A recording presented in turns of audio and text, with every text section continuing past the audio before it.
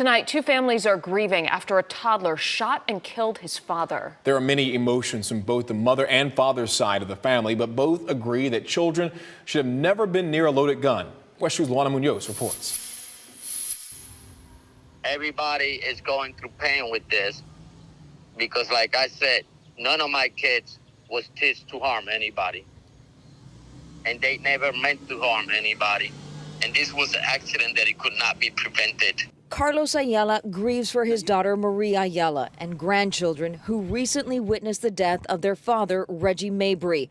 Carlos says his daughter lived in a tough situation with Mabry. Orange County Sheriff John Mina says on May 26, Ayala and Mabry, along with their 3 children, a 5-year-old, 2-year-old, and 5-month-old baby, were all in a room they were renting from this home on Toby Court.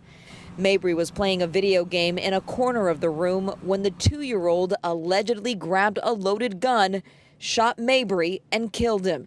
Deputies say it was the 5-year-old who told them what happened, but Mabry's sister, Sherelle Bing, has more questions than answers tonight and says her brother was a loving father. The first thing he would do when he come home from work, he would go straight to his kids and just play with his kids.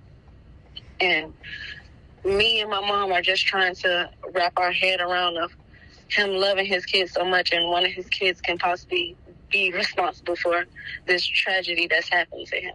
It's just very heartbreaking. When you heard that the child or anyone in that room, obviously underage, had access to a loaded weapon, how did that make you feel? Angry. Very angry. Because they wasn't supposed to have that around them. They both were on probation and knew that they wasn't supposed to have that, period. I believe my sister is innocent. I don't think she has it in her heart to do anything like this. This was an accident, and accidents happen. Maria Ayala remains behind bars tonight, facing several charges. Now, she and Mabry were already on probation for a previous case of child neglect. The children, we are told, are safe tonight in the care of Child and Family Services. Reporting in Orange County, I'm Luana Munoz, WESH 2 News.